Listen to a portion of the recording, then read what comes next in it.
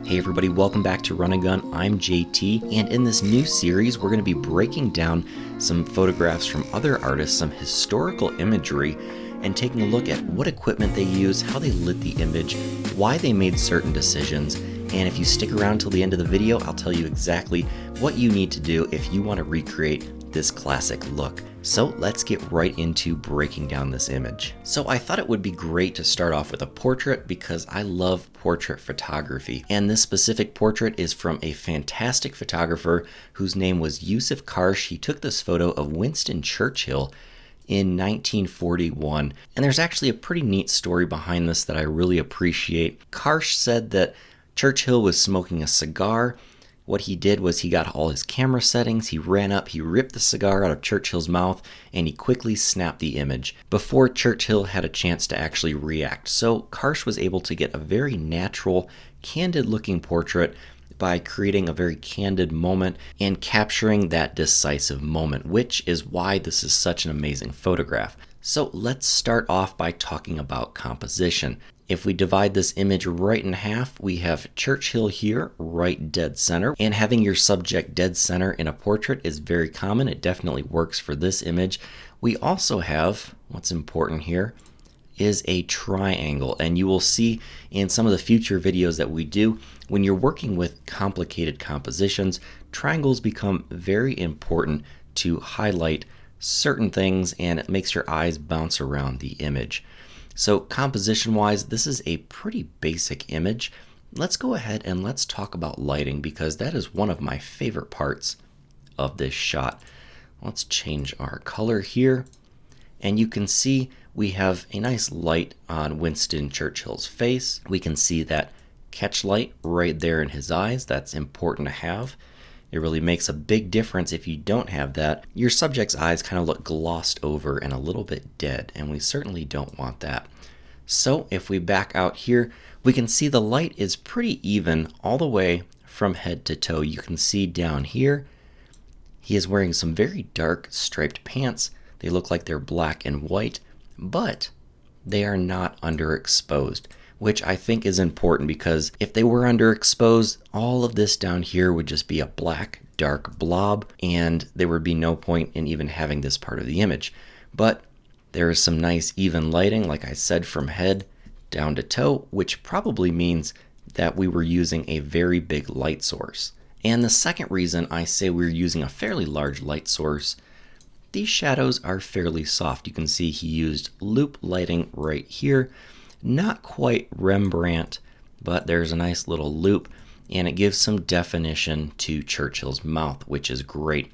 So I'm guessing Karsh had a big softbox up here, some sort of flash or constant soft light. You can also tell it was a fairly large light. If you look at this reflection right here, this chair curves right here, and the reflection takes up a good chunk of this curve, which means that light was pretty darn large. And you can also tell that giveaway by some of the other reflective parts of Churchill's ensemble here and wardrobe. So that is the key light right here that is lighting up Churchill's face, his hands. His body is a little bit underexposed, but that's okay. And again, lighting up down here and his hands and a little bit of the chair. That is probably all one single large light source. Now, what I also want to talk about is his secondary light source, which this is very important.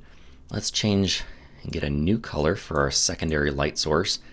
And you can see right here, this is the silhouette of Churchill. And there's something separating him from the background, and that is a light behind him over here. And if we take a close look at this wood paneling, we can see the light is probably somewhere around here behind Churchill, and it is pointed up. It is going out in this direction because you can see highlights on the bottom of the panels and shadows on the top of the panels here. So this light source is going outwards from behind Churchill. Why is that important? Well, it's separating him from the background. Otherwise, he would just be a giant black blob on a black background.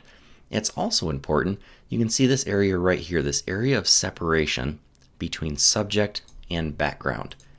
Again, we need this separation down here. Otherwise, if it was underexposed and he was not separated from the background, this would all be a giant black blob down here.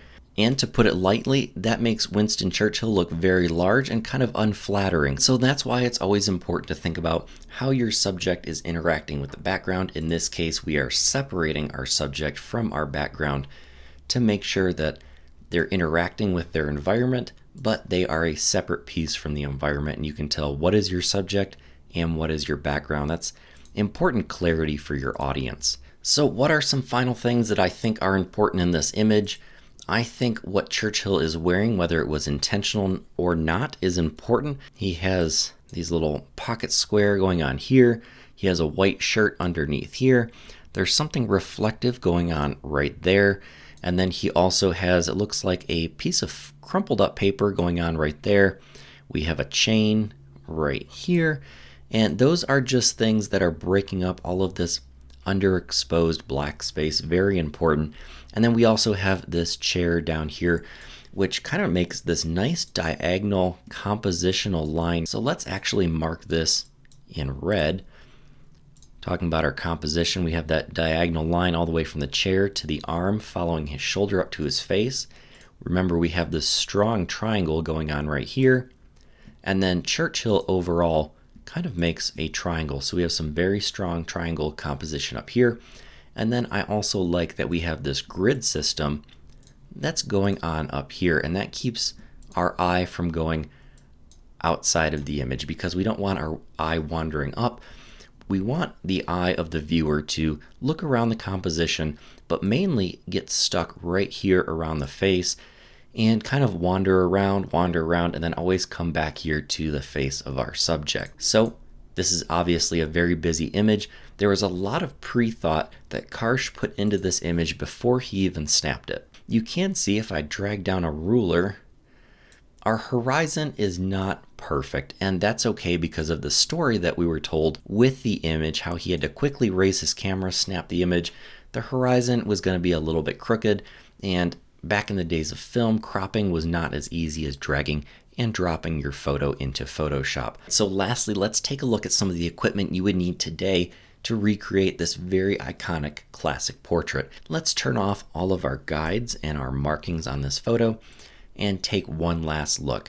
Let's talk about the environment first. This wood paneled background has very sharp edges going on here, very straight lines. It's very structured, and it tells a lot about our character. Your environment should support your character that is in your environment and should support your subject. So think about your background when you're recreating the photo. Secondly, our lighting here. And to light this image, I would grab a softbox. You can tell from the angle of the light here, the softbox is probably kind of up this way, just above eye level. It's over here a little ways, probably I'd say 2 feet by 3 feet, and it's kind of shining down over here, and again it's spraying down and getting on his hands. It's getting light on this hand over here, a little bit of light on his pants and this chair right here. That's very important. And then remember, you're going to need a secondary light, whether it's a strobe. You could use a speed light, you could use a continuous light like a little LED panel, and you could hide that on a little tripod or a stand right back behind your subject. Remember, because it's important to separate our subject from the background. And I think this prop, this chair over here, is also important. It's another piece of the environment just to give your subject something, again, to interact with and create this very dynamic composition. And if I were selecting a lens on a full frame camera, I would probably go with a 35mm lens. I would step back a couple feet from my subject, probably 4, 5, 6 feet, and then I would use a nice shallow depth of field, so a low aperture, probably 1.4, 1.8, maybe 2, to blur out this background just a little bit. So that is how you can recreate this famous portrait of Winston Churchill by Yousuf Karsh. It's still an amazing portrait, and it was taken all the way back in 1941. So if you learned something from this video, hit that like button, share it with a friend, and of course subscribe for more run and gun videos. And until next weekend, get out and go shoot.